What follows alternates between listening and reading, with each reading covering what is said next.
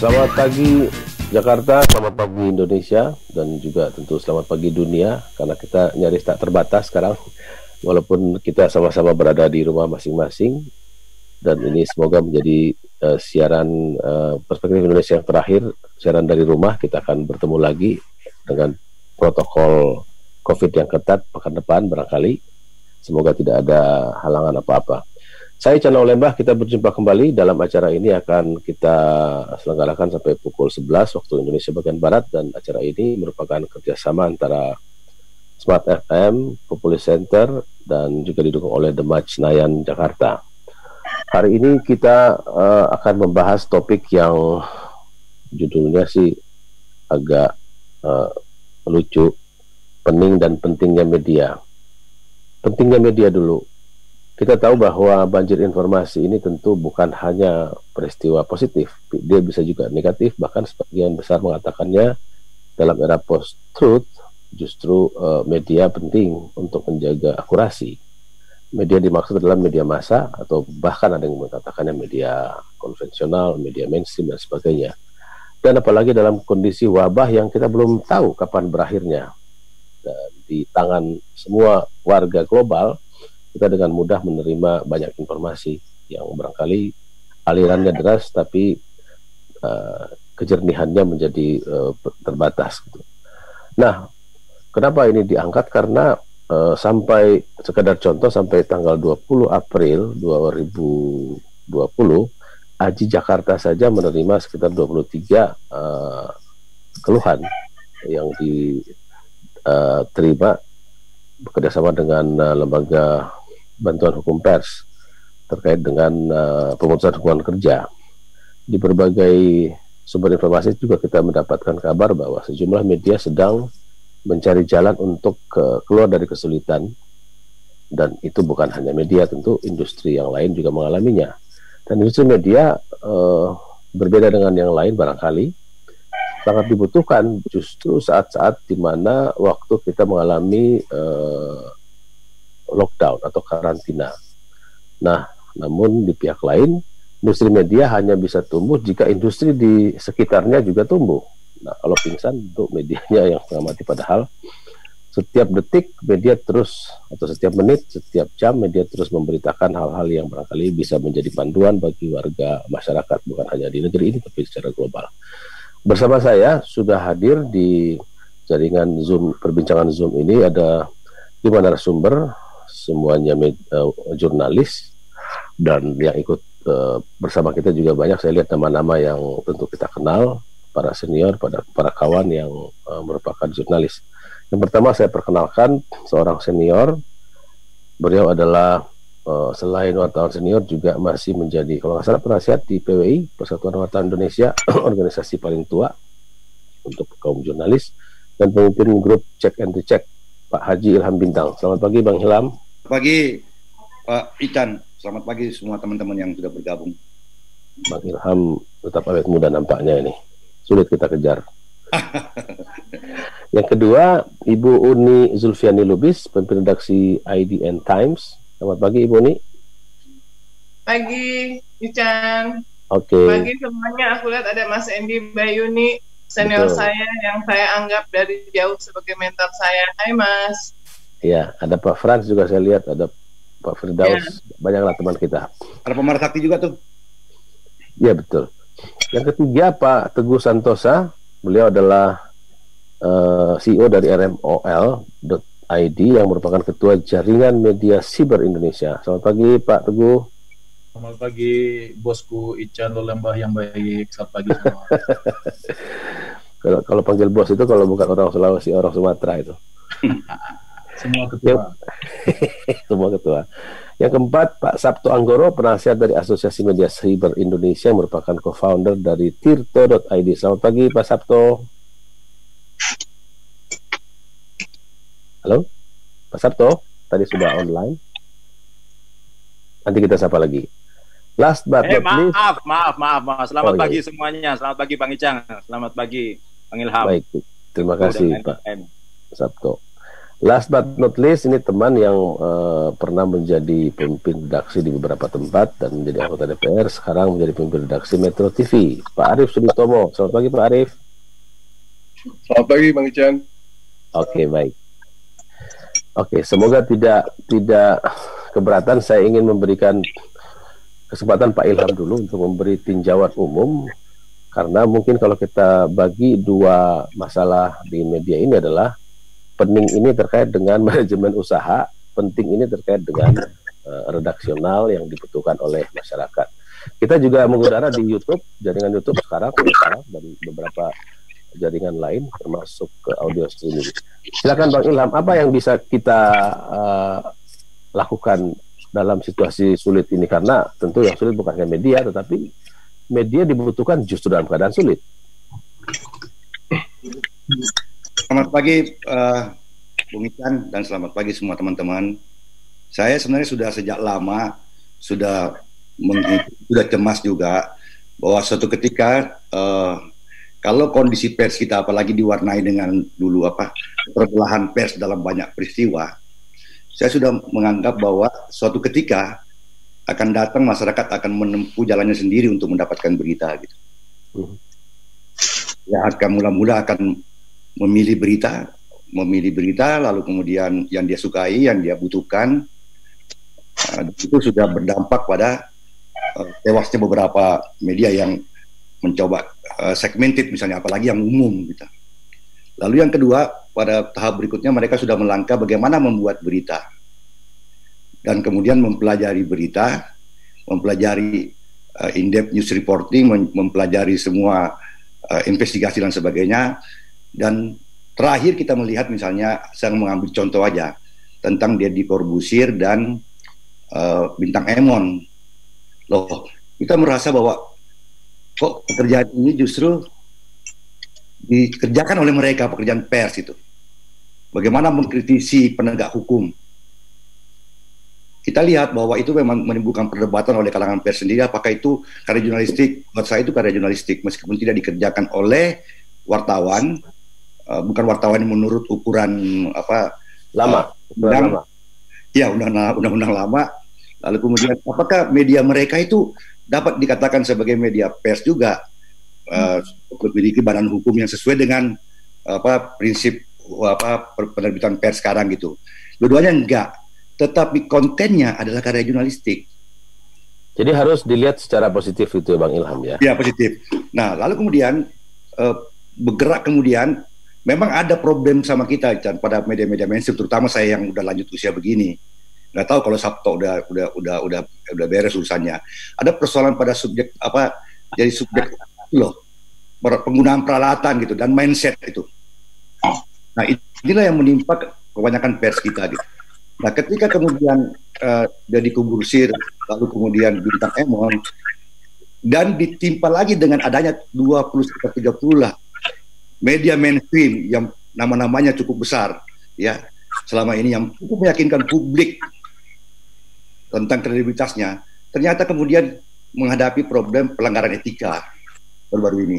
Nah, ini kan akan menyempurnakan kesan kita bahwa ini pertanda media mainstream makin mengalami masa yang suram ke depannya gitu. Dua, banyak teman-teman mengeluh tentang di PHK segala macam. Saya mengatakan bahwa sebagai wartawan belum pernah kita menemukan masa yang sehebat sekarang di mana kita leluasa untuk membuat berita. Kapan saja di kamar mandi pun kita bisa ketik dan sebagainya, dan langsung tayang dan langsung dapat respon. Jadi kok sebagai wartawan tidak ada hambatannya. Justru sekarang di media kita, lahan yang seorang wartawan itu seluasnya seluas samudra. Anda bisa berenang di mana, dan itu dilakukan oleh udah banyak orang. Dilakukan oleh Muhammad melalui Facebooknya, melalui Twitternya, lalu kemudian Dahlan Iskan melalui vlognya dan lain sebagainya. Nah, terakhir catatan terakhir saya, kita sekarang terengah-engah mengejar ketertinggalan kita pada netizen yang luar biasa hebatnya. Misalnya ambil contoh, Deddy Corbuzier itu wawancaranya kemarin, mestinya kita yang lakukan itu, wartawan yang punya kepekaan terhadap situasi pandemi ini, untuk mencari benang merah antara kasus burung kemarin itu diambil oleh Deddy Corbuzier. Jadi kalau saya ingin meringkas yang disampaikan Bang Ilham, sebenarnya apa yang disebut sebagai kalau dalam bisnis yang umum kan katanya cash is king, maka dalam media sekarang harus content is king. Jadi tidak lagi soal besar-besaran jumlah awak media, besar-besaran teknologi, gede-gedean frekuensi watt kalau di radio atau televisi, tetapi lebih kepada makin sedikit awaknya tidak terlalu berpengaruh jika kontennya penting gitu ya. Tidak. Jadi ini Mas banyak masalah kemampuan skill itu kan pada penguasaan teknologi ya. Jadi coba Deddy Corbuzier kemudian membuat tayangan itu Fadilah sampai waktu saya nonton itu baru 2 hari tayang Geger itu sudah memiliki viewers 5 juta gitu. Dan kita bisa lihat akunnya dia mendapatkan uang dolar begitu banyak gitu. Nah, kemarin seminggu lalu lah Timbo itu Pemret Jak TV nelpon saya, bisa nggak saya hubungkan dengan Raffi Ahmad? Ada apa rupanya? Ada mau bikin film, coba juga ada Raffi Ahmad sekarang. Dia sekarang justru menjadi produsen seluruh program yang bisa dibikin oleh dia gitu, oleh kemampuan penguasaan teknologinya gitu. Nah, dia punya followers itu sekitar 47 juta. Duit semua Bung Ican. Dan mengalahkan media gitu ya, dan mengalahkan media umum. Mengalahkan media, nggak ada media yang bisa tanding dia 40 juta followersnya, dan duitnya dia itu tuh Timur sendiri hitung 800 juta per hari. Itu kalau buat Sabtu bisa buat bikin pos kedua tuh. Nah, gitu dong Bang. Jangan gitu ya. Jadi kira-kira seperti itulah perkembangan media sekarang ini. Kepada Bung Teguh yang kemarin saya juga bicara di forum JMS, saya mengingatkan bahwa teman-teman lagi bikin badan baru media cyber, lalu kemudian berkumpul bersama-sama, tapi muatannya ada mindsetnya masih belakang gitu, masih zaman dulu gitu. Dan juga dia harus mengingatkan bahwa harus penguasaan teknologi bukan hanya mengupload yang teks-teks saja, karena sekarang itu udah macam-macam lah, multimedia gitu. Ya seperti yang Anda lakukan sekarang, saya juga takjub nih. Anda bisa menghubungkan begitu banyak media ya, platform, sehingga memang Anda bisa bertahan hidup gitu. Nah, sementara sebagian besar teman-teman masih pada platform lama gitu, pada mindset lama gitu. Oke, baik. Jadi gitu. Bang Ilham memulai dengan memberikan evaluasi sekaligus otokritik kepada kita masing-masing, kita semua. Kita masih punya terakhir saya kemarin bersama teman-teman Surya Pratomo Dewan Kehormatan PWI membahas mengenai ini juga. Tapi kami mengingatkan teman-teman semua tentang perlunya kompetensi ya para pemilik media itu, wartawan, utamalah pemilik medianya, untuk mengoperasikan wartawannya yang memiliki kompetensi yang menaati kode etik jurnalistik, karena cuman itu pertahanan kita. Baik. Kode etik ini diabaikan berkali-kali, maka selesailah itu, nggak usah Anda pikirkan lain, karena mereka semua sudah di jalan tol, kita masih di jalan arteri itu. Oke, baik. Terima kasih. Itu yang penting soal kode etik. Kita istirahat dulu karena kita masih punya banyak waktu, juga masih ada Pak Teguh Santosa, Pak Arif Hidayatomo, Pak Sabtu Anggur, dan Ibu Uni Sulfiani Lubis. Tadi yang membuka diskusi kita adalah Pak Ilham Bintang dari Dewan Kehormatan PWI yang merupakan seorang wartawan senior. Pastikan Anda masih dalam Perspektif Indonesia. Kita ke studio untuk pesan komersial. Ya, kita akan melanjutkan diskusi dengan topik pening dan pentingnya media yang tadi sudah dibuka oleh Pak Ilham Bintang. Saya mau ke Ibu Uni Lubis. Halo Ibu Uni. Hai. Ibu kebetulan, ya Ibu Uni kebetulan pernah berurusan dengan hampir semua jenis media, mulai dari media cetak, media elektronik, televisi, maupun sekarang di media cyber ya. Jadi sebenarnya kita harus dahulukan mana ini? Tadi kan Bang Ilham mengatakan soal-soal yang terkait dengan kritik kepada kita, kepada media lama katakanlah, untuk memudahkan diskusi kita pakai istilah itu, dengan media baru, termasuk juga profesi jurnalis yang sekarang mungkin bisa diambil atau dilakukan oleh siapa saja. Tetapi kalau kita mau dahulukan, sebenarnya kesulitan apa yang paling penting kita bahas kalau kita membahas pening dan pentingnya media ini? Thank you Ican dan juga teman-teman semuanya yang mengikuti di Zoom Room maupun ini kan disiarkan di jaringan Smart ya. Smart FM dan Sonora FM. Sonora. Satu, menurut saya bahkan tahun 2010-an kalau saya tidak salah, saya baca di bukunya Bill Moyers, wartawan senior, The Conversation Continues, itu ada survei di Amerika mengenai siapa jurnalis yang paling kredibel di mata publik Amerika, ya. Dan hasilnya itu yang nomor satu itu bukan jurnalis, nomor satu itu adalah yang dianggap sebagai jurnalis kredibel adalah Jon Stewart. Jon Stewart kita tahu adalah komedian, dia membawakan punya acara The Daily Show dan dia juga writer, produser. Kenapa? Dan jurnalis kayak Katie Couric dan yang lain-lain yang bekerja di media mainstream itu di urutan peringkat-peringkat di bawahnya. Artinya bahkan pada saat era digital itu belum begitu merasuk ya. Kalau kasusnya itu di Amerika yang selama ini dianggap sebagai salah satu kubu paling reference untuk perkembangan media, bahkan pada saat itu publik di Amerika pun menganggap non-jurnalis sudah dianggap sebagai sumber berita atau informasi yang paling kredibel.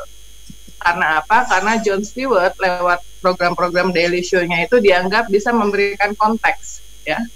Jadi kan kritik kepada jurnalis ini kan jangan sampai dia cuman meliput press conference menjadi tukang catat, ya.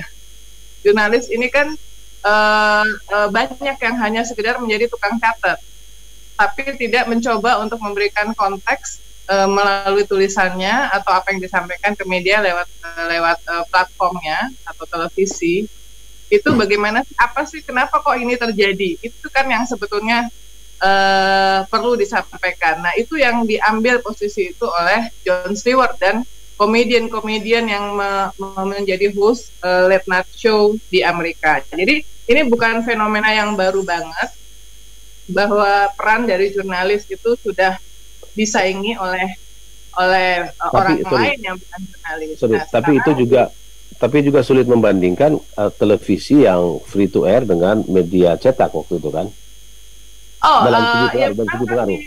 Tapi kan memang faktanya baik dimanapun termasuk di Indonesia per hari ini kan bentuk media yang paling banyak, paling luas menjangkau ke publiknya itu adalah TV. Nielsen itu kan orang mengakses informasi di Indonesia lebih dari 90% lewat TV free to air, ya kan? Amerika saja 70%. Nah, jadi itu mungkin bisa menggambarkan bahwa sudah cukup lama diambil alih dan sekarang bedanya adalah era digital di mana semua orang bisa menjadi sumber informasi dan tergantung dari kreativitas dari masing-masing produsen konten untuk bisa memberikan konteks atau mau dibikin lucu atau dibikin roasting apa segala macam. Jadi kan itu is a packaging ya. Dia memanfaatkan isu terbaru. Yang kedua, penting sekali bahwa setiap wartawan dan pengelola media memastikan wartawannya itu memahami dan menjalankan kode etik jurnalistik. Wartawan bisa saja atau media bisa saja melanggar kode etik jurnalistik. New York Times berkali-kali melanggar kode etik jurnalistik yang parah ya. Kita juga belajar kasusnya ya, yang Blair itu. Tetapi bagaimana media kemudian merespons pelanggaran jurnalistik itu, memberikan tindakan, meminta maaf kepada publik dan segala macam, itu membedakan antara media yang satu dengan yang lainnya. Jadi bukan berarti media tidak, dalam sejarah juga bisa dibuktikan, bukan berarti media yang nggak pernah melanggar kode etik dalam konteks pernah diadukan ke Dewan Pers itu jadi lebih bagus dan lebih dipercaya oleh publik. Enggak, karena bisa saja melanggar tapi kemudian bagaimana merespon. Yang ketiga soal situasi yang sekarang ini ya, pandemik ini. Pandemik ini adalah memang ada salah satu yang terjadi adalah akselerasi digital di semua industri ya. Tidak terkecuali tentu saja media. Kita kan ngobrol kayak gini nih bagian dari akselerasi digital. Tidak terkecuali di industri media. Bahwa media cetak itu belakangan makin menurun, itu bahkan sebelum pandemi pun sudah menurun ya. Nah, dari segi pembaca, semua media itu mengalami dampaknya selama pandemi ini. Dampaknya itu satu, minimal dari pola kerja. Kita harus kerja dari rumah untuk menegakkan protokol kesehatan. Bagaimana hasilnya?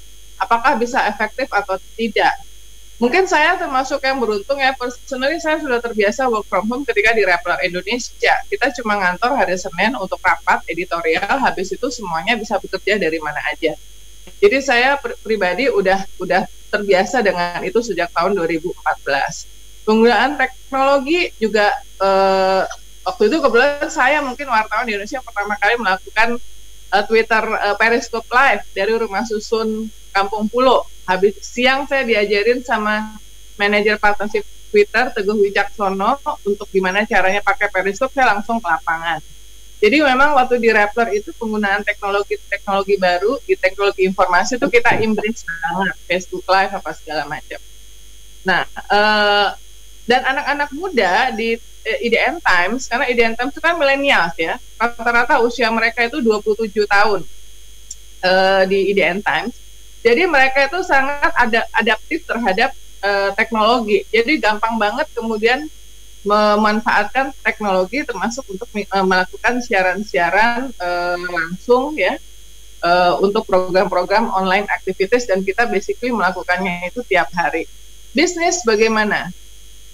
Semuanya tidak terkecuali itu termasuk media online, TV saya dengar hampir 30-40% terkena. Saya cek teman-teman TV yang di ANTV, di teman-teman yang di RCTI apa segala macam, ke cetak mungkin of course ya ada kekhawatiran, misalnya beberapa mengatakan saya nggak mau pegang koran karena katanya kan virus itu bertahan sekian lama di koran, jadi agak ngeri semacam itu ya. Tapi saya masih langganan koran sih, kasihan nama lopernya by the way. Dan saya butuh tulisan-tulisan in-depth dari di koran. Online iklannya itu memang turun karena kan semua industri melakukan cost efisiensi, termasuk pemasang iklan. Yang pertama kali dihemat adalah anggaran untuk pasang iklan, baik itu di korporasi swasta maupun di pemerintah, karena pemerintah juga melakukan refocusing dan reallocating anggaran ya. Nah sekarang ya alhamdulillah sih IDN Media kita revenue pasti kena ya, terutama dari event, karena di IDN Media itu kan ada IDN event yang biasanya mengadakan event-event offline ya, kayak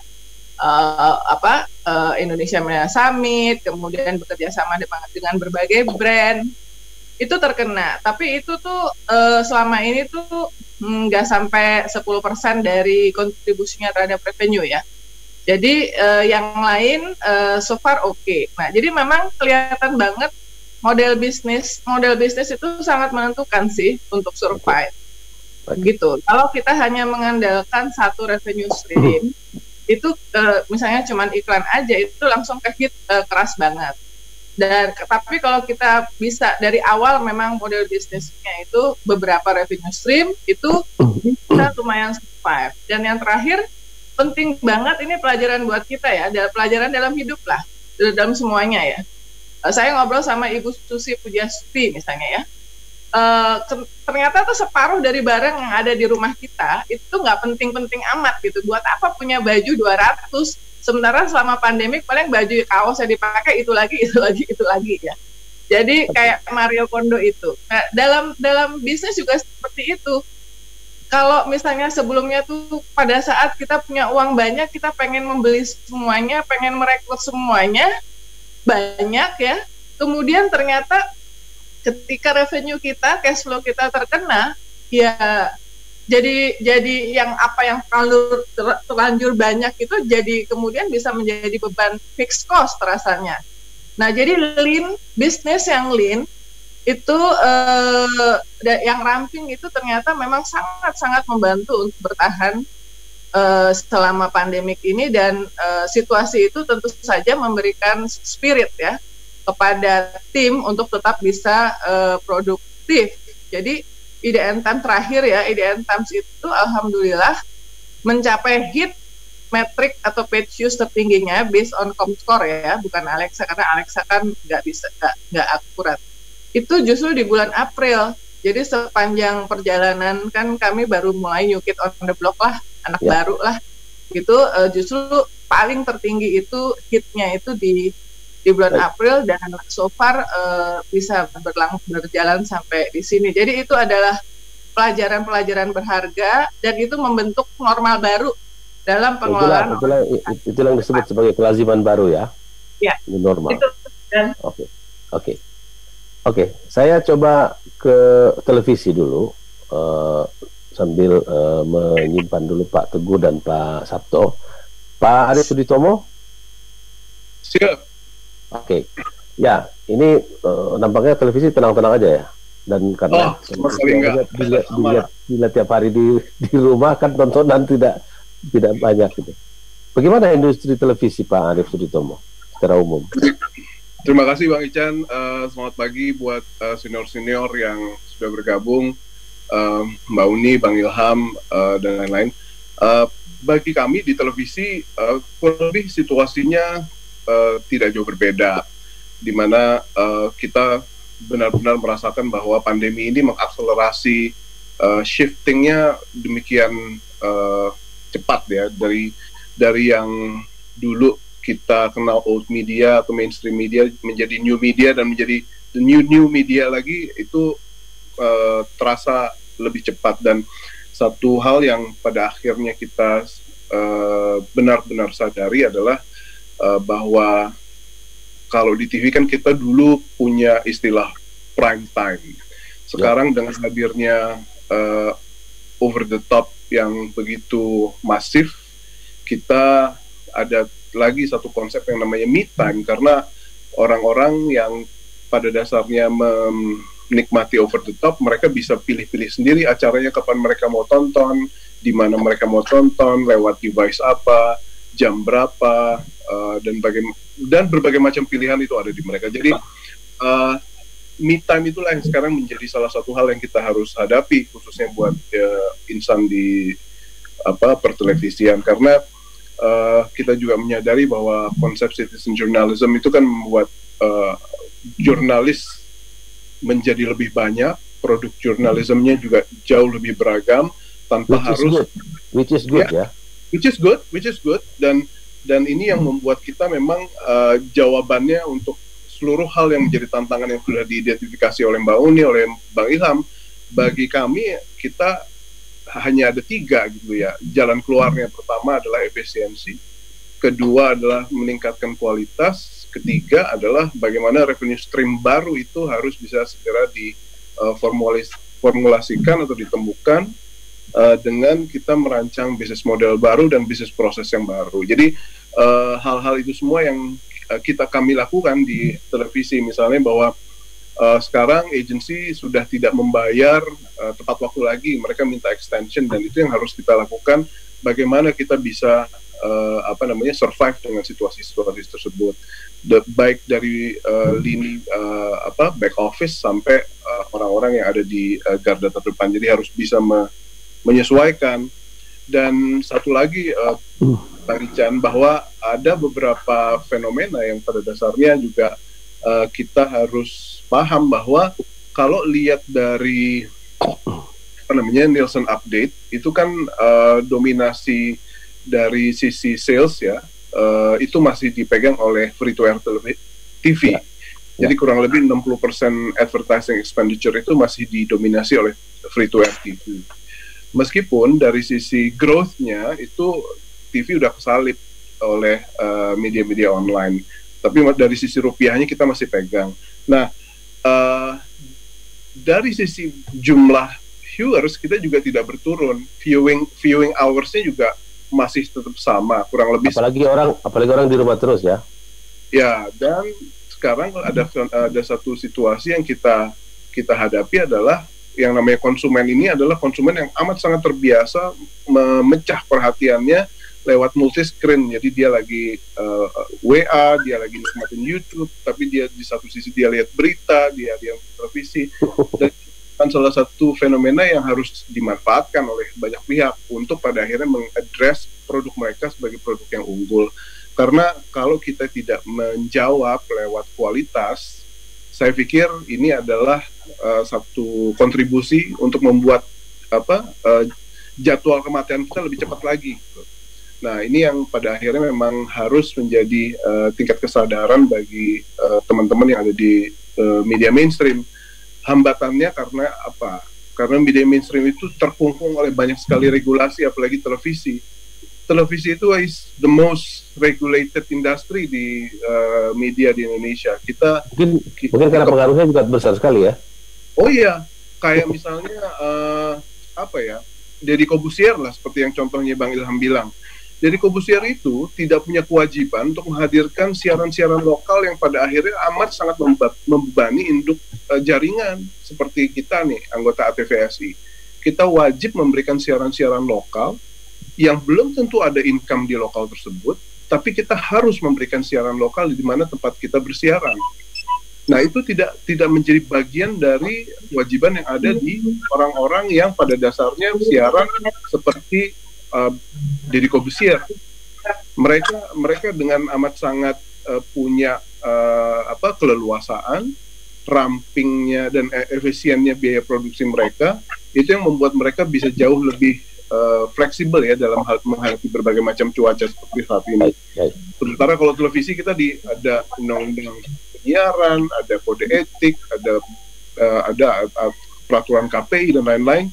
Itu semua pada akhirnya ujung-ujungnya itu membuat bisnis proses kita juga harus terpengaruhi, dan situasinya mungkin kita harus melihat bagaimana sekarang regulasi-regulasi yang terkait dengan efisiensi produksi dan bisnis proses kita itu mungkin harus menjadi bagian yang bisa dibantu oleh nanti teman-teman yang ada di DPR atau di teman-teman yang ada di Dewan Pers sendiri untuk pada akhirnya memperjuangkan agar bisnis proses kita itu tidak dipengaruhi terlalu banyak lagi oleh regulasi-regulasi yang pada akhirnya membuat kita jadi susah untuk melakukan cost efficiency.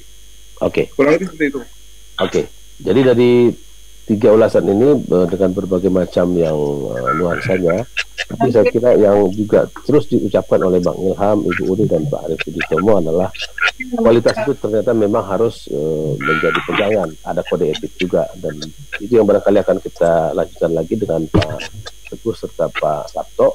Pastikan Anda masih dalam Perspektif Indonesia. Kami masih bersiaran di rumah masing-masing dengan platform Zoom. Kita mengudara di sejumlah outlet di Radio Sonora, Radio Smart FM, dengan jaringannya juga kita mengudara di YouTube, dan juga audio streaming kita didengarkan di radiosmartfm.com.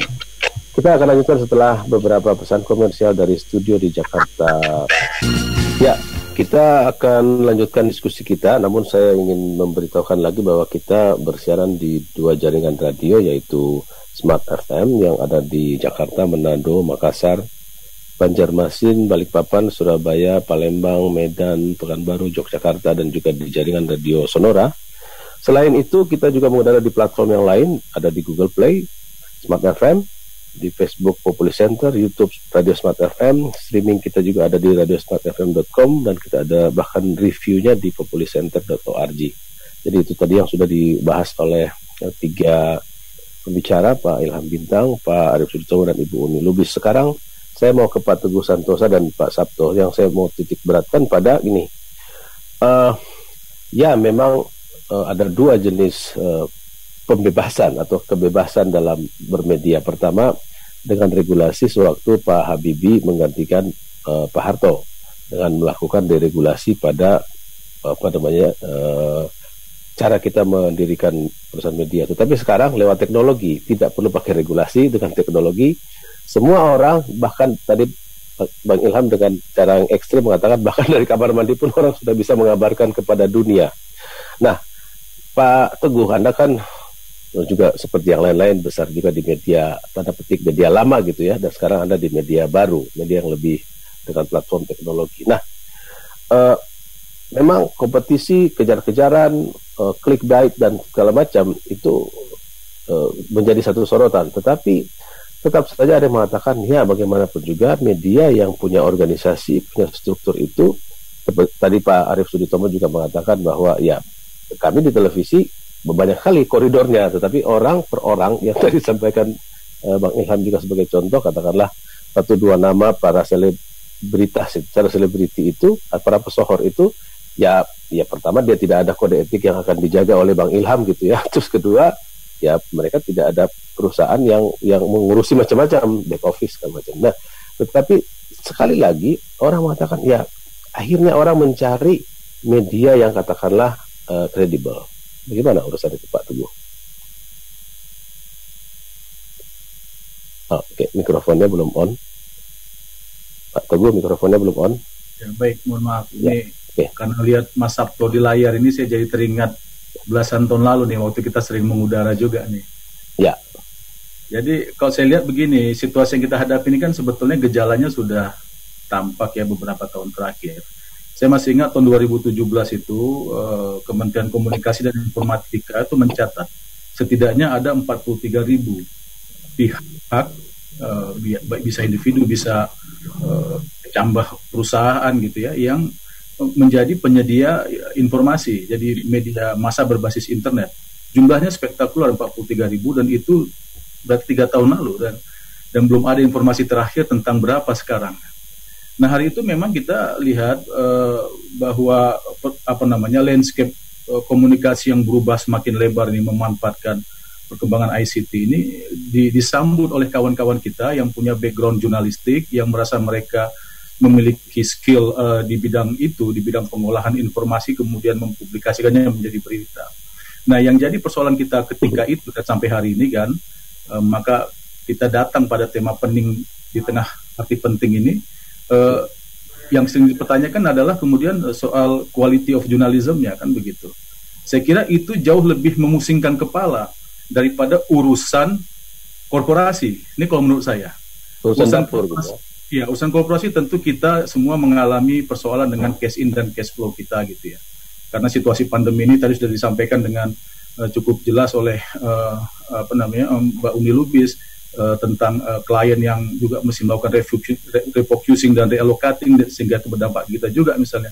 Tapi kalau untuk kami alhamdulillah tidak ada pemutusan hubungan kerja, tidak ada pemotongan THR, tidak ada penundaan gaji dan seterusnya. Masing-masing orang punya siasat lah untuk hal itu. Nah, menurut saya pening di sektor itu tidak lebih dan itu menurut Anda soal domestik lah ya. Itu soal domestik. Itu penting. Itu pasti penting. Dan jalan keluarnya kalau tadi misalnya itu efisiensi atau memang men-set up industri atau perusahaan medianya kecil, itu saya pikir sudah pas gitu. Karena small is beautiful, saya kira begitu. Dan itu yang kami terapkan juga di grup kami. Nah, saya hendak membahas tentang persoalan yang bikin pening yang kedua tadi itu, tentang good journalism itu. Nah, ini yang beberapa hari lalu saya dengan Bang Ilham dan kawan-kawan di Dewan Kehormatan PEWIS membahasnya begitu. Ya, tadi Mbak Uni juga sudah mengatakan bahwa media massa, bahwa wartawan bukan makhluk yang tidak boleh bukan makhluk yang tidak bisa salah gitu ya. Pasti. Kita ini bukan malaikat gitu. Kita pasti bisa salah. Cuma treatment kita terhadap kesalahan itulah yang kemudian membuat kita jadi tampak sangat berbeda dengan media sosial ya. Yang ya suka-suka dia gitu. Bahkan juga terkadang kita lihat ada orang berlindung di balik anonymity dan seterusnya. Ya. Nah, saya tidak bicara tentang pihak-pihak yang ingin atau yang mendeklarasikan dirinya sebagai penyedia berita, penyedia informasi, yang merasa dirinya memiliki kemampuan skill di bidang itu, dan di saat bersamaan dia harus bertarung dengan sekian banyak media online baru yang bermunculan, sehingga tadi terjadi apa yang dikatakan oleh Bung Ican sebagai pertarungan clickbait dan seterusnya. Nah, ini saya pikir lebih menarik untuk dibahas gitu ya, untuk dibahas. Tentu kita paham bahwa dalam praktik jurnalistik kita semua menyadari bahwa kebenaran jurnalistik itu bukan kebenaran yang sifatnya final, bukan kebenaran yang sifatnya ilahiyah gitu. Dia hanya kebenaran apalagi absolut ya, Dia adalah kebenaran fungsional yang hanya menjawab pertanyaan pada ruang dan waktu tertentu, yang artinya jawabannya bisa berubah ketika ruang dan waktunya bergerak. Misalnya ada tanah longsor di Palopo, disebutkan 9 rumah rusak dan tidak ada korban jiwa per jam ini. Tetapi misalnya 5 menit kemudian ditemukan hal-hal baru, ya tentu akan ada updating terhadap informasi itu. Nah, apakah berita sebelumnya yang mengatakan hanya 9 rumah rusak dan tidak ada orang yang meninggal kemudian jadi salah? Kan tidak juga. Nah, di sini persoalannya. Nah, saya kira publik juga mesti diterangkan sekali lagi dan berkali-kali bahwa perlu apa namanya itu ya, ini yang kita sebut sebagai literasi media begitu, bahwa dengan mengatakan media massa itu bukan sumber informasi yang final, itu sebetulnya memberi kesempatan kepada publik untuk menimbang-nimbang informasi yang dia terima dari manapun begitu. Nah, di saat bersamaan ini pekerjaan keras kita untuk ya terus apa namanya, mengingatkan pekerja-pekerja kita di lapangan yang menghiasi pemberitaan gitu.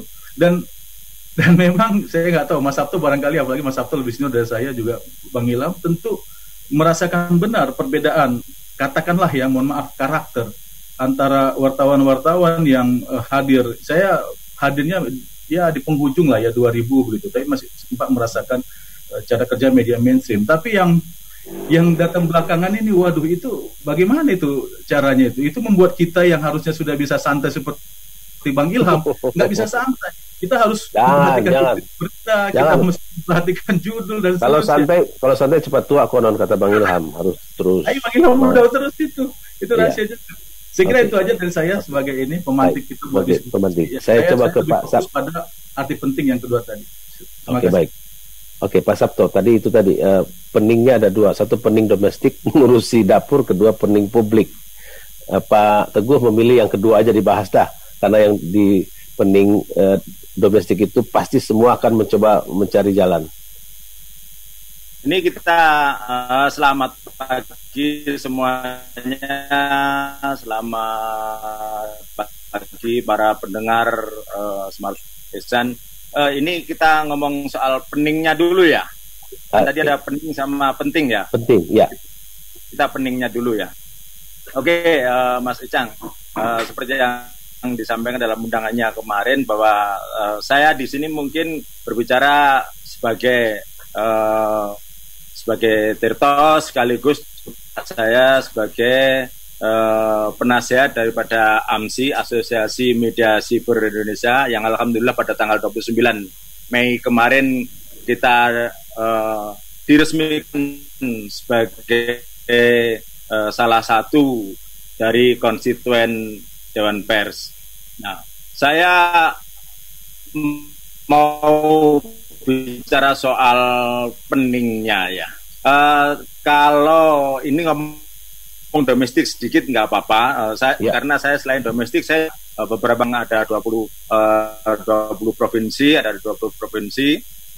dan di situ kita bisa merasakan bahwa bagaimana teman-teman bisa menghadapi situasi, terutama bisnis model yang berkaitan dengan hubungannya dengan Pemda. Jadi banyak teman-teman media di daerah online maupun cetak itu berhubungan dengan itu yang jadi masalah karena Pemda juga lagi motong budget. Kalau kita lihat laporan dari Inventure atau mungkin ada laporan dari marketeers bahwa ada beberapa bisnis yang naik, ada beberapa bisnis yang turun. Bisnis yang naik itu media itu adalah naik yang tertinggi selain dan alat-alat kesehatan dan berkaitan dengan farmasi. Tapi media itu kan tidak hidup sendiri. Media itu bergantung pada advertising. Lucunya advertising itu jatuh. Jadi data yang disampaikan oleh marketeers itu advertising itu jatuh. Jatuhnya udah hampir 20%, sementara media naik. Dalam hal ini mungkin naiknya adalah usernya itu naik sampai 30%, 40%. Teman-teman mungkin Mas Teguh juga bisa merasakan bahwa media online growth-nya adalah dari sisi pengakses, termasuk juga tempatnya Mbak Uni di DN, pasti naiknya 200-300% naiknya kan, 3 kali, ada yang sampai 3 kali, ada yang sampai 4 kali. Nah, itu justru bukan menjadi keuntungan dalam hari ini. Karena apa? Itu justru menjadi beban karena harus langganan server dan lain-lain, harus bayar bandwidth dan lain-lain. Nah, dan lucunya ketika harus membayar itu semua, selain karyawan tentunya, itu justru advertising lagi hancur. Advertising sudah yang sudah terlanjur pasang itu sudah memberikan surat, maaf kami minta di reschedule untuk penjadwalan, sudah due date semua, tapi harus bayarnya nggak tahu kapannya dan dengan waktu yang tidak ditentukan. Kita mau nyari udah nggak ada lagi. Itu harus bagaimana? Akhirnya kita melakukan banyak hal. Memang seperti yang disampaikan Mbak Uni tadi, kita harus melakukan banyak yang extraordinary dalam hal bagaimana caranya mendapatkan pendapatan. Seperti contoh yang dibutuhkan, ya. Pak Sabto, sebelum sini kita istirahat dulu karena informasinya sudah kita tangkap, tapi saya akan lanjutkan lagi nanti ke Pak Sabto setelah, karena saya harus taat pada produser saya sudah mengingatkan bahwa kita akan Jurnal 9, beritanya sudah dibikin oleh teman-teman redaksi Smart FM di berbagai daerah. Kita dengarkan dulu, setelah itu kita kembali ke Anda tadi sudah memulai soal pening di dapur, nanti dilanjutkan lagi ke peningannya, habis itu kita bicara pentingnya ya. Oke. Smart listener dan juga para sahabat Sonora, kita akan lanjutkan lagi, dan yang berbicara terakhir adalah Pak Sabto Anggoro dari co-founder Tirto ID yang juga merupakan ketua atau penasihat dari Asosiasi Media Cyber Indonesia. Oke, kita istirahat dulu, nanti kita kembali lagi dalam Perspektif Indonesia bersama saya Ican Lembah yang didukung oleh Populi Center dan juga The Maj Senayan Jakarta. Saya akan memberikan kesempatan pertama lagi kepada Pak Sabto melanjutkan kepeningannya yang kedua, Pak Sabto. Ya, masih soal pening ya. Sebagai praktisi, terutama yang sekaligus juga di manajemen, pening sekali, apalagi jatuh pada bulan April kemarin, Bang. Mei kemarin, karena apa? Jatuh, selain kita harus tetap menggaji, kita harus tetap memberikan THR. Apalagi kalau ada yang lain-lain. Jadi itu pening sekali. Nah, tapi kita harus tetap melakukan banyak terobosan karena ekosistemnya yang berubah, new normal. Jadi kita harus melakukan sesuatu yang extraordinary, ya, good edan atau beyond. Mungkin Mbak Uni yang di EDN Times, mungkin karena di situ banyak anak muda, orang-orang muda, jadi banyak pilihan-pilihan, banyak model bisnis yang beyond dibanding oleh teman-teman media yang sudah termasuk kolonial seperti saya. Nah, seperti contoh-contohnya misalnya seperti Didi Kempot kemarin bisa live di rumah di sebuah televisi, itu adalah menurut saya beyond sekali gitu loh. Tapi kita bisa melakukan hal-hal yang lain di media online, karena selama ini bisnis media online di Indonesia sebagian besar dilakukan dengan cara B2B. B2B faktanya hari ini adalah sangat rapuh. Maka kita harus mendapatkan masukan-masukan dari tempat yang lain, misalnya dari passive income, misalnya kita memperbesar AdSense, programmatic, DMP, dan lain-lain, atau mungkin dengan model B2C, misalnya dengan cara paywall, yaitu dengan subscription base. Sudah ada teman-teman yang bisa sudah punya, itu mungkin Mas Andy ada di sini, mungkin tahu, bahkan sudah punya Jakarta Post. Walaupun sekarang sudah di Facebook. Selamat siang Mas Andy, selamat pagi.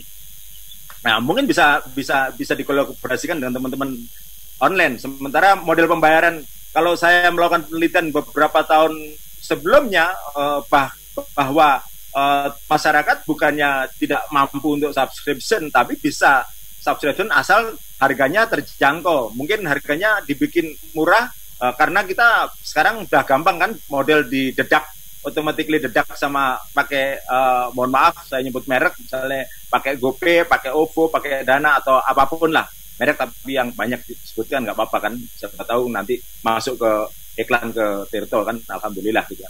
Jadi ada cara lain juga, misalnya kita partneran dengan lembaga-lembaga LSM, tentu saja tetap dengan informasi bahwa ini bekerja sama dengan siapa, itu bagian menunjukkan bahwa kita fairness. Nah, itu banyak hal yang untuk mengatasi bagaimana supaya kita tidak terlalu pening. Tapi kalau misalnya ada perusahaan-perusahaan pers media yang sampai melakukan pemutusan hubungan kerja, menurut saya itu sah-sah saja, wajar-wajar saja, asal diperlakukan sesuai dengan undang-undang ketenagakerjaan. Menurut saya sih itu oke. Karena apa? Karena situasinya memang tidak normal, tidak new normal. Jadi sekarang sudah bukan ngomong lagi soal jumlah karyawannya berapa dan lain-lain. Semuanya baik karyawan maupun konten, semuanya sekarang seperti yang disampaikan sama Bang Daeng Ilham tadi, bahwa kita sekarang sudah harus mulai akselerasi dengan efisiensi dan juga menjaga di semua lini adalah berkaitan dengan quality, tidak hanya quality content tapi juga quality SDM. Itu mungkin Bang Iksan yang bisa kita sampaikan dalam konteks bagaimana pening, walaupun sudah pening tapi kan kita harus tahu apa arah mana yang akan harus kita lakukan, walaupun belum tentu benar, tapi paling tidak kita sudah melakukan bahwa ada sesuatu nanti yang salah mana yang benar. Begitu Bang Icang. Yang jelas kalau kita pening dan di masa pandemi ini harus banyak minum air alias minum tirto. Amin. Siap. Oke, saya mau tinggalkan dulu pening domestik ini, saya mau ke Bang Ilham soal pening yang penting dan juga penting tadi. Pening tapi penting. Pening karena tadi Pak Teguh mengatakan ya itu artinya generasi baru jurnalis ini kan datang dengan lebih enteng gitu memasuki industri ini, dan kira-kira ya kita semua, saya sendiri punya anak yang berusia milenial sampai generasi Z gitu, jadi kita juga cukup paham apa yang mereka pikirkan. Tetapi yang kedua pentingnya adalah bahkan di negara-negara maju seperti Amerika dan Eropa ya, media-media lama, media mainstream atau konvensional atau apapun namanya dibutuhkan untuk menjadi patokan gitu. Jadi kadang-kala orang membaca banyak sekali informasi dari media sosial, tetapi mereka terus kembali mencari rujukan pada media yang sudah punya kredibilitas. Bang Ilham, bagaimana bisa menyeimbangkan itu, dan bagaimana pemerintah harus menjaga bahwa media-media ini tentu penting bagi masyarakat, sehingga ya dalam keadaan pening-pening tadi yang disampaikan oleh teman-teman itu, Pak Arief Suditomo juga mengatakan itu, Ibu Uni sedikit mengatakan itu, Pak Teguh juga, bagaimana agar ya insentif itu juga diberikan agar media-media yang menjadi pusat rujukan ini tidak tumbang semua, Bang Ilham.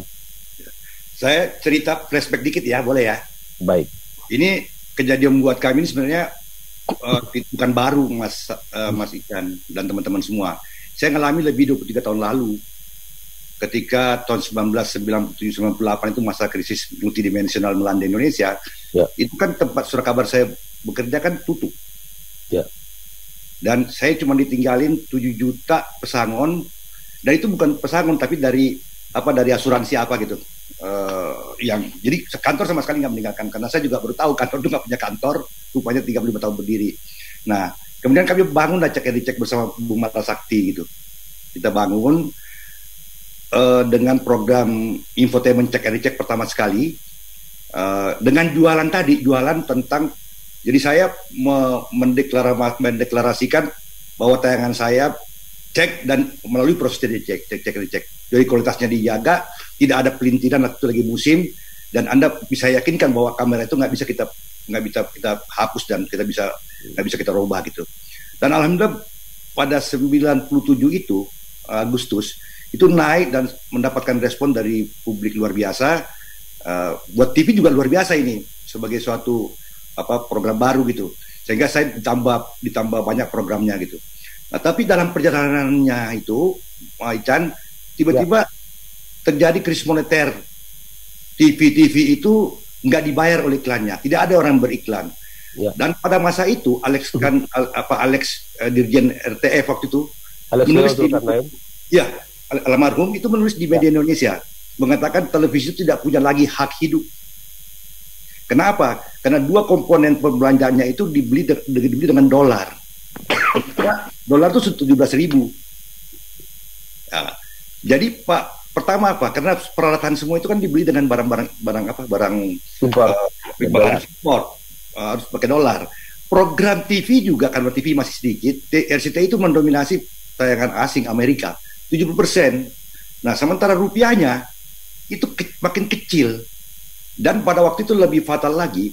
Jadi produksi tidak ada, distribusi hancur, lalu kemudian daya beli hancur sama sekali gitu.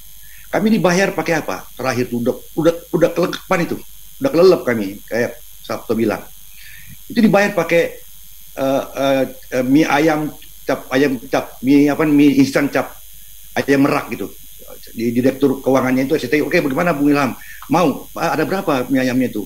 Nggak ada uang kontan, nggak ada, 1 truk, 1 kontainer itu. Kapan habisnya itu? Lalu kemudian ditawarkan opsi, bagaimana kalau ruko boleh lebih memiliki nilai jual. Ternyata setelah kita survei, ruko itu bekas terbakar. Kerusuhan. Lalu kemudian karena saya basicnya dari media cetak, saya berpikir ini memang terlalu banyak institusi yang harus saya lewati untuk program televisi ini seperti ini gitu. Saya harus balik back to basic ke media cetak. Lahirlah tabloid cek itu. Nah, itu awal-awalnya saya tadinya bekerja sama dengan Hairul Tanjung, banyak Hairul Tanjung. Dia bersedia dan kita sudah mulai proses persiapan segala macam ini. Saya tawarkan, tanya sama dia 2 kali. Dia bilang belum bisa. Karena apa? Tunggu dulu sampai dolar reda gitu. Saya berpikir tidak mungkin dolar reda. Waktu itu 17.000, 15.000, 16.000 gitu. Tapi kena keyakinan. Nah, ini yang saya mau bangun sama teman-teman pada terutama yang generasi kolonial ini, masih ada nggak keyakinan? Karena saya dulu itu udah 42 tahun juga. Keyakinan bahwa yakin betul bahwa dengan konsep ini saya akan berhasil gitu. Nah, ketika Direktur Keuangan saya mengajukan perhitungan, saya nggak pernah lihat sebenarnya. Karena kalau saya lihat nggak mungkin bisa diteruskan. Tiap lihat sedih bang ya. Nggak mungkin lah bisa terbit tuh, nggak ada. Dianggap aja kita orang gila gitu. Terbit, alhamdulillah dia responnya luar biasa. Apa poin yang ingin saya sampaikan?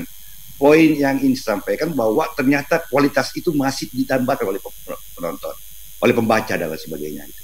Nah, itulah kemudian yang menjadi modal kami untuk bekerja seterusnya. Tetapi Ican, fenomena yang sama juga terjadi pada masa itu. Ketika SIUP dilonggarkan, kerannya dibuka, Anda tadi singgung oleh Pak Habibie, oleh Menteri Yunus, itu ada 2.000 lebih SIUP keluar.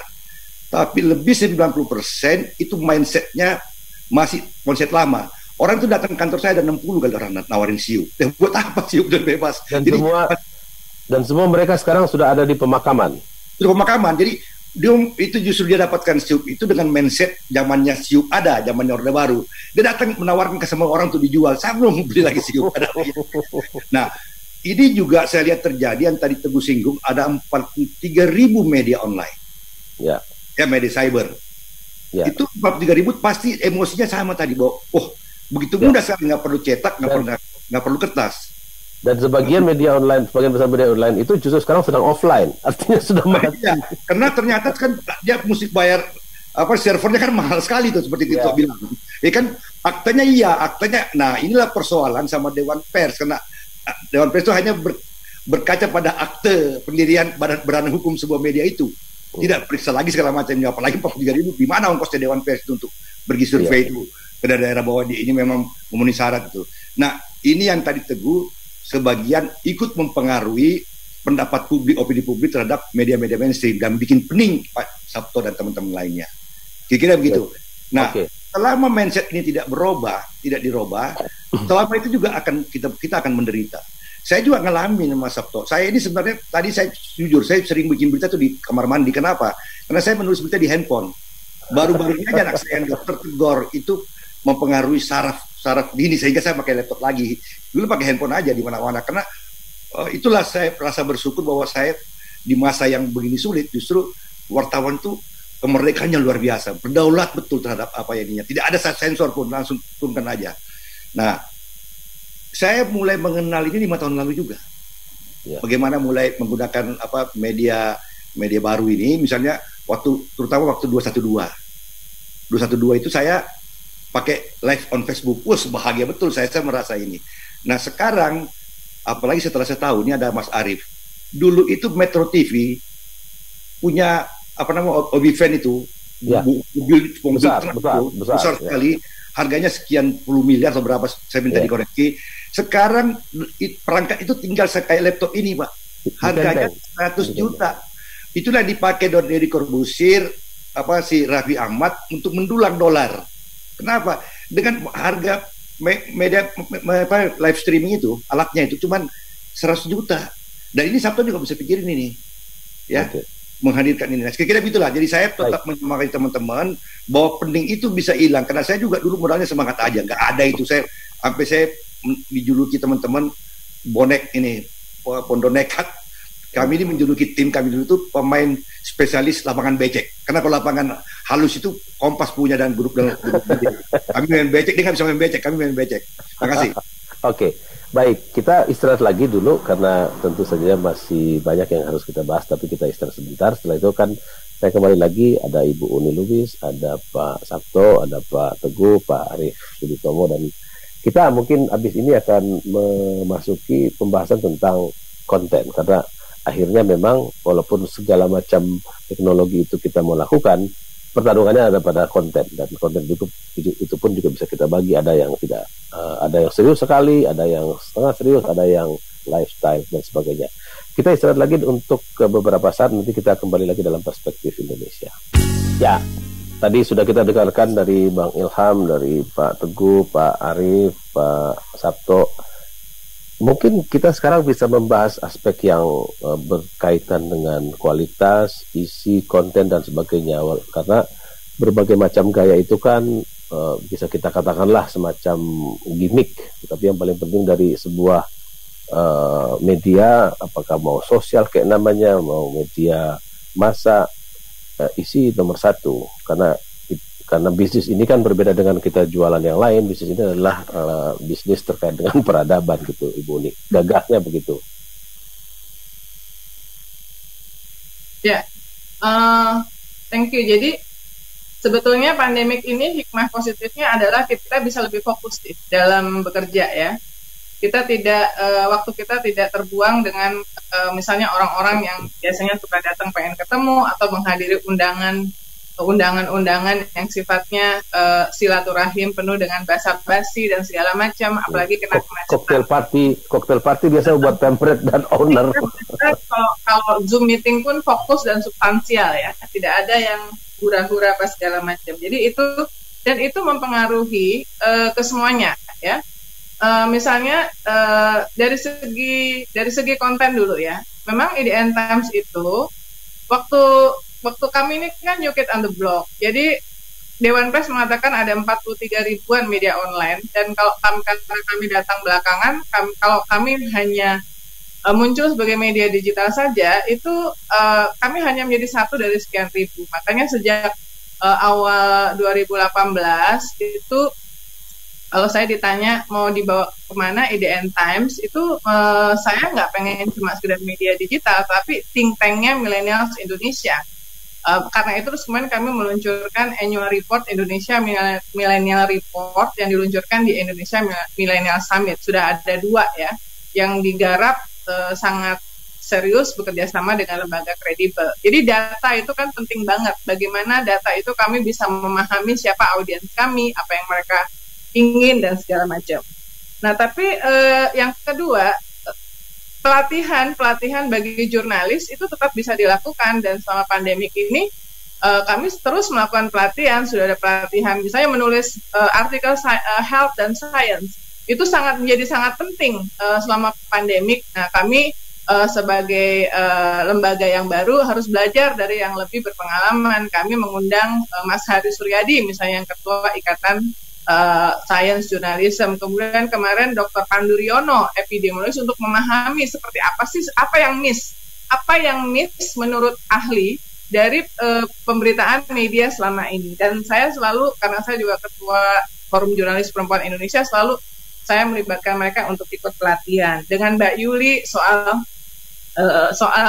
kita juga belajar. Jadi pelatihan itu tetap bisa terus dilakukan. Nah, yang kedua, dari fokus itu juga dari segi pengembangan produk. Jadi kita harus menjadikan pandemik ini, karena tadi kita bicara bahwa kita tidak mungkin membalikkan arah akselerasi digital, maka jadi digital is even lebih penting ya. Tanggal 18 Juni kemarin kami meluncurkan IDN App. Jadi ini kayak semacam super app yang di dalamnya itu ada fitur topik sehingga orang itu personalized ya. Kemudian yang kedua, yang ini mungkin juga salah satu yang masih sedikit dilakukan di Indonesia, adalah ada fitur tanya jawab. Jadi orang bisa bertanya dan kemudian orang lain bisa menjawab. Sudah lebih dari 50.000 pertanyaan yang masuk, dan itu memperkaya konten dari. Tapi itu dikurasi nggak? Oh, kalau yang tanya jawab itu mungkin seperti Quora ya. Jadi orang tanya, misalnya orang nanyanya tuh yang sesimpel misalnya sesimpel, menurut kamu siapa aktor drama Korea yang sekarang masuk dalam 5 besar? Yang menjawab itu ya pengguna yang lain juga. Jadi terjadi interaksi di antara mereka. Tetapi yang paling penting kan mereka berinteraksi di platform IDN App, dan itu mendatangkan tambahan engagement kepada IDN App itu sendiri, sehingga kemudian mereka datang ke rumah IDN App, dan kemudian kita berharap itu mereka mengkonsumsi konten IDN Time. Jadi memang sekarang itu arahnya adalah IDN Media atau IDN Times juga itu menjadi bukan lagi media digital atau media online, tetapi one-stop platform for digital content untuk pengguna digital. Dan pertanyaan-pertanyaan itu nggak hanya yang receh-receh, bahkan pertanyaan yang sangat serius soal politik, soal korupsi, dan yang menjawab itu adalah pengguna yang lain juga. Kadang kami juga menjawab juga, kalau memang kami merasa perlu ada yang jawab. Itu adalah salah satu tempat di mana kami menjalankan fungsi penting media di era pandemik ini sebagai hoax buster. Kan yang salah satu fungsi yang paling penting dalam pandemik ini bagaimana media itu bisa menjadi trusted source dan debunking hoax. Karena informasi hoax mengenai kesehatan itu beredar banyak di saat normal, paling banyak ya, hoax kesehatan, apalagi di saat pandemik. Dan juga di IDN App ini ada fitur menulis. Jadi siapapun bisa menulis, dan kami ada 10 editor dengan standar jurnalistik ketat yang mengkurasi tulisan-tulisan yang kemudian dipublikasi. Jadi kembali saya ingin katakan bahwa pandemik ini membuat kita bisa lebih fokus untuk memperbaiki kualitas konten, termasuk dengan melakukan pelatihan, ya, belajar banyak. Yang kedua, fokus untuk pengembangan produk, karena kalau di IDN Times itu sekarang kita nggak bicara mobile first, ya, tetapi posisinya sekarang ini sudah all mobile, karena hampir 100% dari audiens kami itu mengakses lewat mobile gitu. Jadi itu arah pengembangan. Jadi pandemik ini menjadi milestone juga untuk IDN Times dengan peluncuran IDN App untuk benar-benar embracing penggunaan machine learning, artificial intelligence dalam pengembangan produk ke depannya.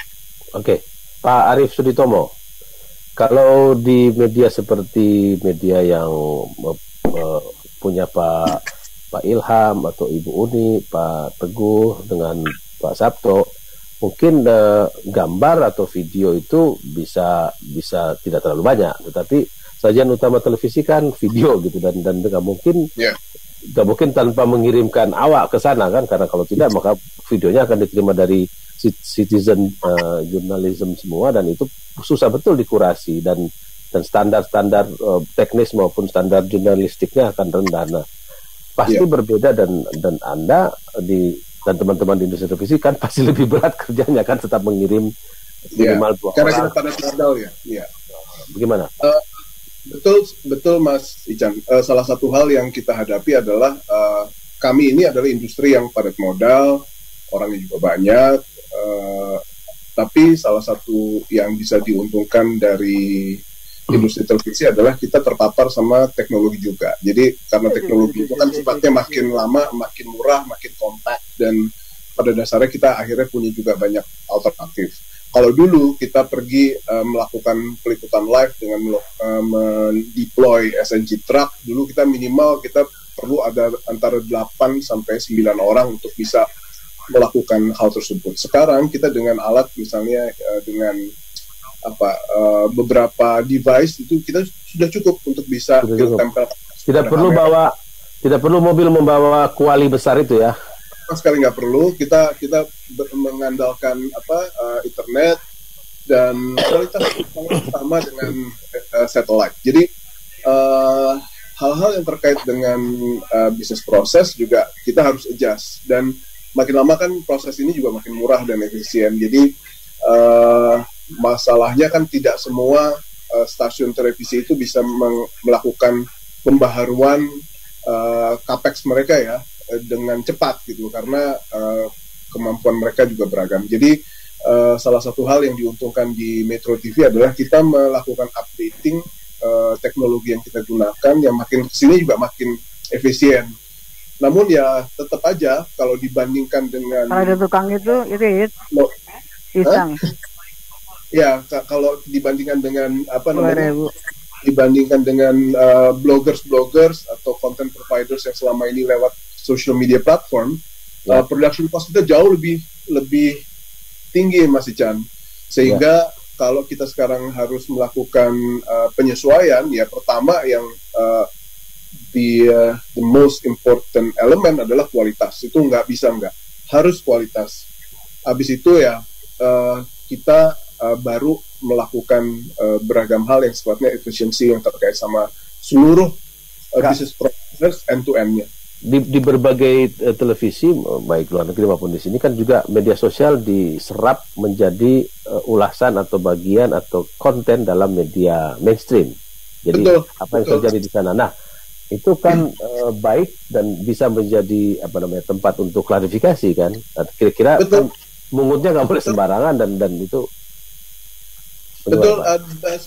Sebagian dari konten yang kita dapatkan itu harus saya akui adalah kiriman dari para pemirsa kita sendiri, dan itu yang pada akhirnya menjadi bagian juga yang kita harus gunakan, karena kalau tidak kita akan berhadapan dengan isu speed. Nah, ini yang pada akhirnya yang kita tidak bisa untuk kita abaikan.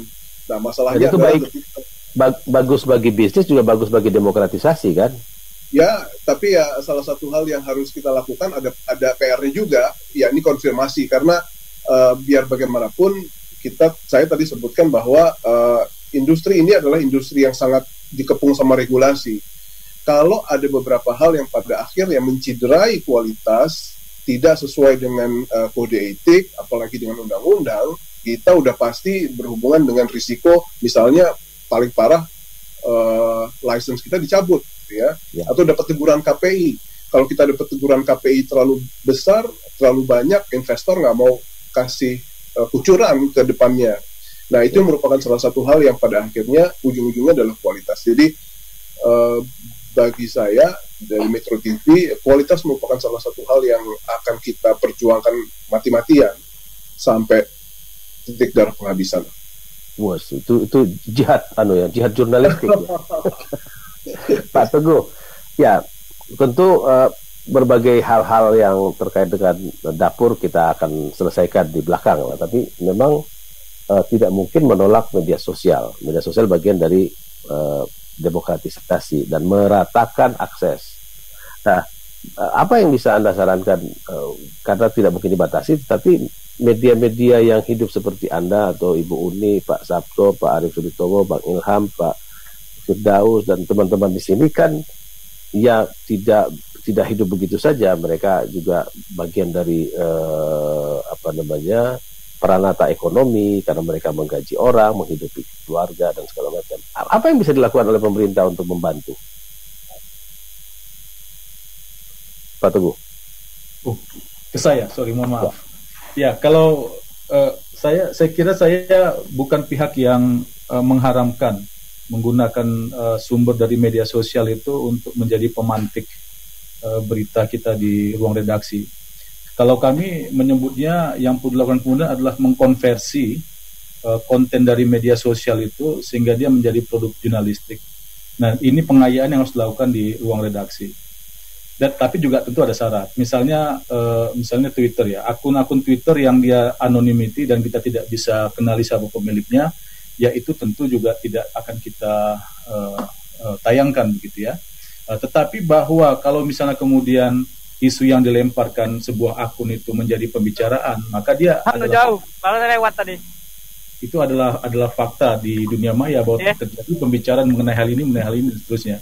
Nah, pendekatan sebagai pihak yang melakukan konversi tadi itu justru menjadi penting dalam situasi seperti tadi.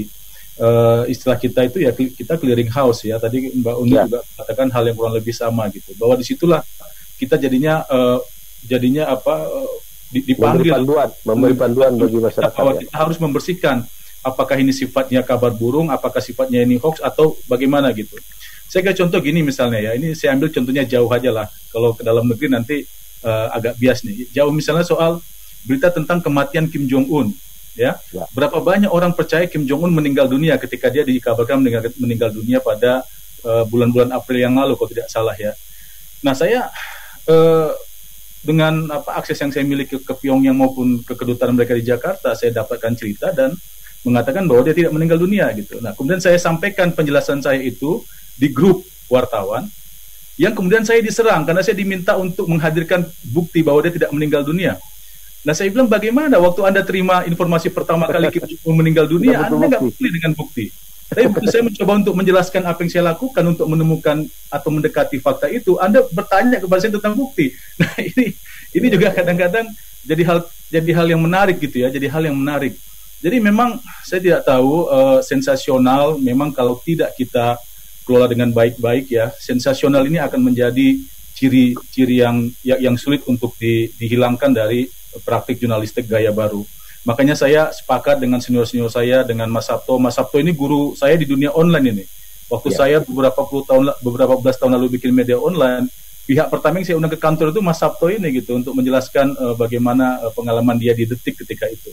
Nah, inilah tugas berat kita nih, orang seperti Mas Sabto, seperti Bang Ilham yang ikut membidani kelahiran jaringan media siber Indonesia untuk membantu kawan-kawan anggota organisasi perusahaan media yang tersebar di Indonesia ini supaya ikut sama-sama menjadi bagian bagian yang mencerahkan, bagian yang memperjelas situasi gitu. Saya kira itu saja yang harus kita jaga bersama. Kalau soal perangkat undang-undang, saya kira undang-undangnya sudah banyak gitu, nggak usah diperbanyak lagi, nanti malah over regulated ya. Iya, bahkan saya juga punya pendapat bahwa keberadaan undang-undang pers di Omnibus Law juga kalau bisa tidak perlu, karena kan undang-undang pers kita tidak anti investasi kan begitu. Kalau kita lihat semangat Omnibus Law itu kan sebetulnya adalah melakukan debottlenecking, debirokratisasi terhadap proses investasi yang katanya membuat lambat kan begitu. Nah, kan undang-undang pers kita justru hendak membantu sehingga proses investasi, proses bisnis di negara ini clear, jelas gitu. Jadi ya kalau boleh itu jangan dimasukkan undang-undang pers dalam Omnibus Law itu. Contohnya begitu gitu. Jadi jangan ditambah-tambah lagi aturannya. Oke. Kita istirahat lagi, satu sesi terakhir nanti akan saya minta kepada semua narasumber untuk memberikan yang soal kita harusnya concern terhadap bahwa undang-undang pers dimasukkan ke Omnibus Law. Dan saya nggak ngelihat bahwa seluruh komunitas pers, seluruh media itu bersuara kencang bersama-sama untuk menentang ini. Ya, oke. Jadi sekarang dengan acara ini harus ada pertemuan dipimpin oleh Pak Ilham. Kita istirahat dulu ya, setelah itu kita kembali dalam untuk sesi terakhir. Ya, kita sampai di sesi terakhir, dan di sesi ini saya akan minta semua narasumber saya untuk memberikan semacam titik tekan atau garis bawah dari apa yang sudah kita diskusikan selama hampir 2 jam ini terkait dengan penting dan pentingnya media, berkaitan dengan kelaziman baru yang sudah kita masuki perlahan-lahan atau new normal. Saya ingin mulai dari Pak Sabto. Silakan Pak Sabto, Anda punya waktu 2 menit. Ya,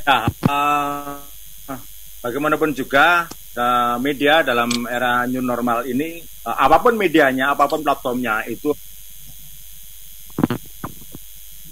siapa yang ada di balik itu. Hanya saja media online, media dengan platform media massa itu mereka terikat dengan undang-undang pers, kode etik jurnalistik, dan itu yang menjadi hal yang penting yang masyarakat harus paham. Apa yang ada di sana adalah tetap ada aturan-aturan untuk menyampaikan informasi-informasi yang bertanggung jawab. Ya. Itu. Jadi sementara kalau di media sosial tidak ada keterikatan seperti itu, sehingga orang bisa dengan enak saja menyampaikan sesuatu tanpa konfirmasi ini dan itu. Makanya kita memang seperti yang disampaikan Bang Ican, bahwa media ini siapapun medianya, terutama di media massa, tidak hanya menyampaikan informasi, tapi juga menyampaikan literasi yang berperadaban ke depan. Itu adalah media massa, termasuk media online.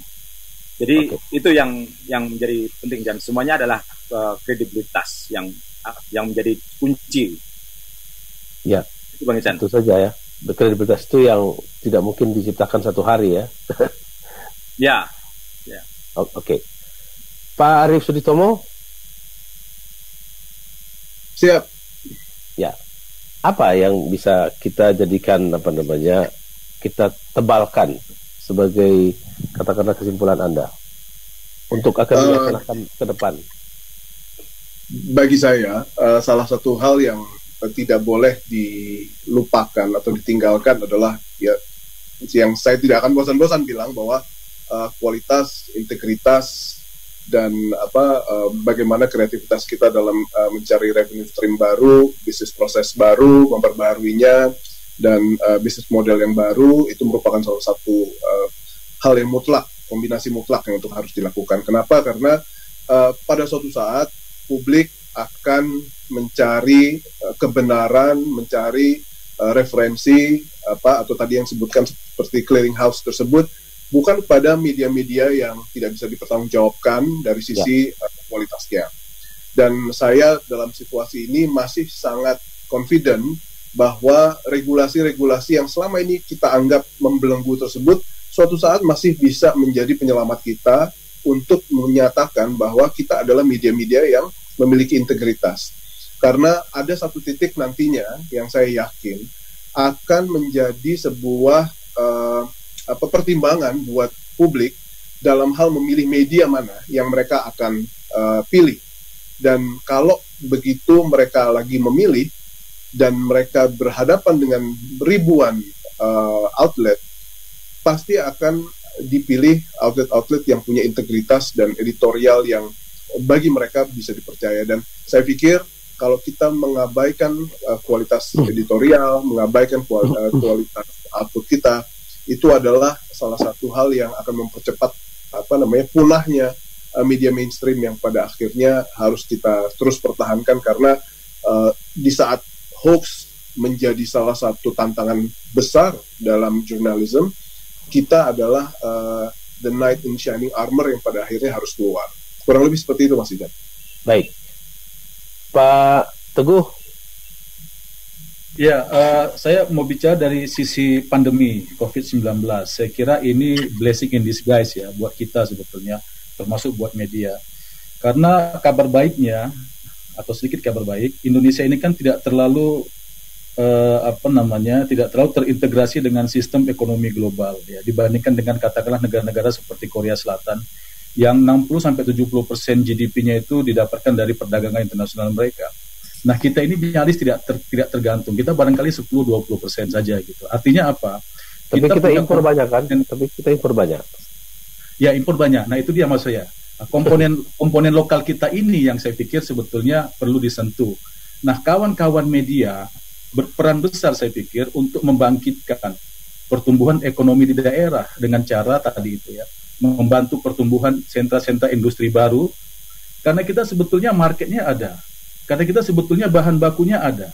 Nah, maka saya pernah mengatakan dulu ke kawan-kawan pengelola media siber, saya punya gambaran bahwa media siber yang tersebar sebegitu banyak di seluruh pelosok negeri ini, itu bisa menjadi lokomotif pembangunan. Dia bisa sejalan dengan visi Indonesia sentris pemerintahan Jokowi gitu, yang hendak menciptakan titik pertumbuhan di setiap sisi gitu. Karena itulah saya pikir yang kita harus sama-sama ini perhatikan. Ini blessing in disguise, kawan-kawan.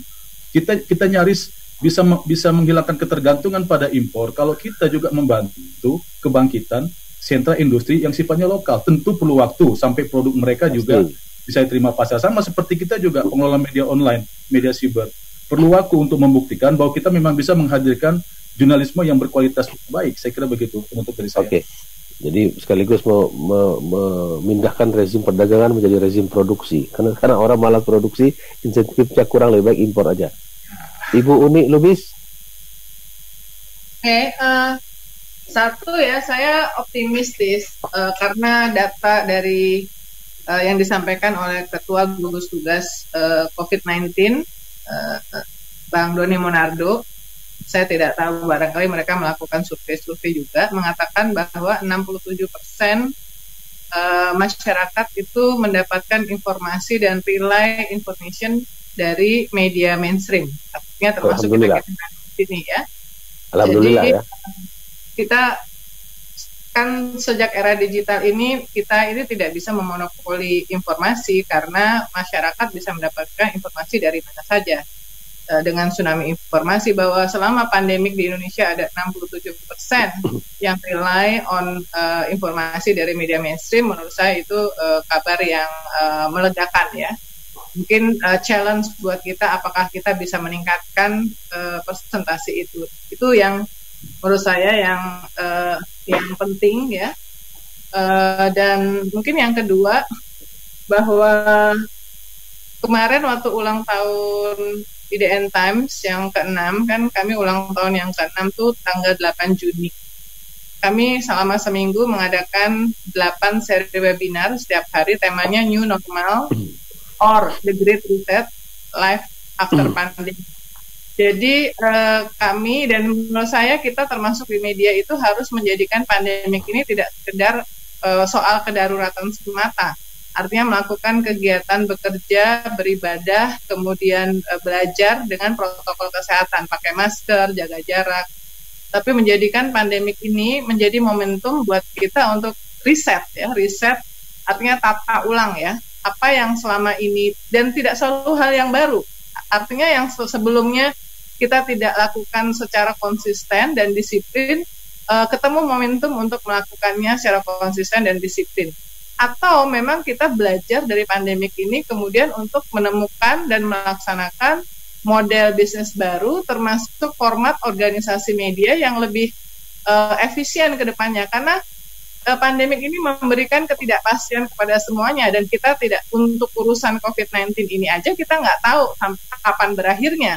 Kita juga tidak ada jaminan bahwa dalam beberapa bulan atau beberapa tahun kemudian akan ada pandemik serupa yang mungkin akan lebih parah dampaknya. Jadi ini adalah pelajaran, tamparan kepada kita semuanya, makhluk bumi, termasuk anggota dari komunitas media, termasuk jurnalis, untuk benar-benar bisa keluar dari situasi ini dengan sesuatu hal yang benar-benar baru dan lebih baik, termasuk peran kita sebagai anggota komunitas media kepada publiknya.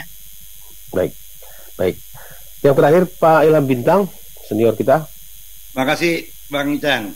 Jadi konstatasi saya tadi di awal diskusi ini yang menampilkan ancaman-ancaman itu tadi sudah terkonfirmasi di berbagai aspek lah oleh teman-teman sendiri gitu. Ya. Saya ngambil contoh misalnya ketika Timbo akhirnya Jak TV mendatangkan Raffi Ahmad ke kantornya dan diperlihatkan data tentang bagaimana dia punya followers itu dan bagaimana pemasukannya, aspek ekonominya yang luar biasa. Akhirnya Timbo malah minta tolong untuk supaya dipromosikan kopinya, ada bisnis kopinya.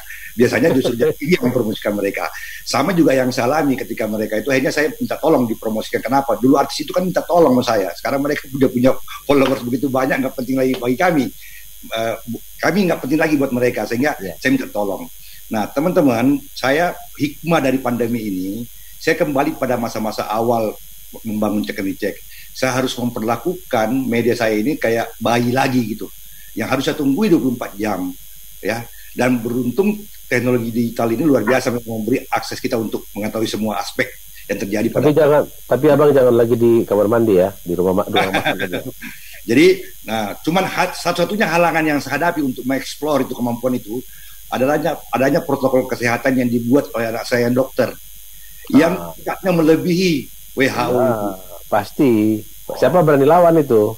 Sehingga dia bangun lah ini sistem di rumah saya ini kayak apa nih? Dibangunkan komputer semacam laptop untuk bisa mengakses kemana sumber-sumber mana aja gitu. Itu hikmahnya. Dan teman-teman, terakhir kita sepakat semua bahwa bagaimanapun juga media mainstream itu modalnya hanya pada kredibilitas. Independensi yang penting. Kalau tidak, kita juga akan menghadapi yang sulit atau terbelah gitu. Ya, teman-teman semua, ini penting. Kita jangan lagi ikut-ikutan membelah publik karena itu akan menjadi trauma panjang seperti yang kita hadapi sekarang ini. Okay. Terima kasih, sampai sekian dulu.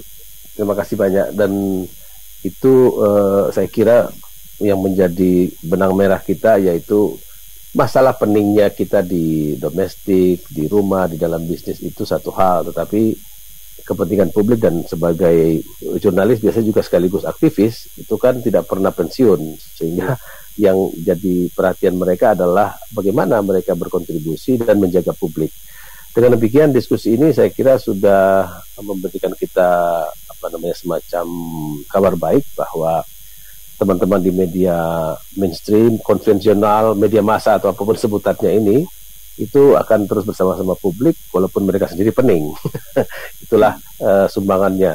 Nah, sebentar saya koreksi tadi, Mas bahwa bukan berarti kayak Deddy Corbuzier dan lagi segala macam teman-teman yang sudah bermain dengan followers banyak itu tidak ada kontrolnya, justru dia kontrolnya ketat sekali juga. Tentu. Nah, karena YouTube itu nggak bebas nilai juga. Anda ini bisa diberhentiin. Ya. Dan YouTube mereka kan diberhentiin. Dan mereka kan perlu menjaga nama baik juga kan, nggak mau baik. Itu kan sebenarnya saya dengar sudah ditutup juga sama Facebook dia punya ini. Dia punya akun itu. Jadi bukan tidak, mereka justru bebannya berat karena tidak ada yang kontrol ya secara fisik seperti yang kita alami di zaman Orde Baru itu.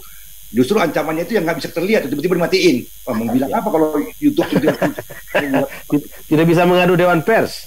Nggak bisa, mau ngadu kemana? Baik. Palingan undang-undang ITE, Bang Ican, itu aja. Ya betul. Ya itu satu lagi tuh, undang-undang ITE itu harus juga menjadi perhatian.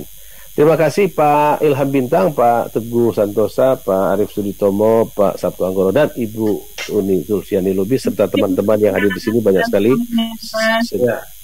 Senior yang hadir di sini, selamat berakhir pekan, dan kita bisa dengarkan lagi siaran ini besok jam 4 sore sampai jam 6 di jaringan Radio Smart FM dan juga di jaringan Radio Sonora.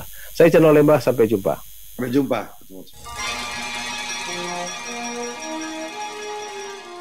Telah Anda simak Perspektif Indonesia.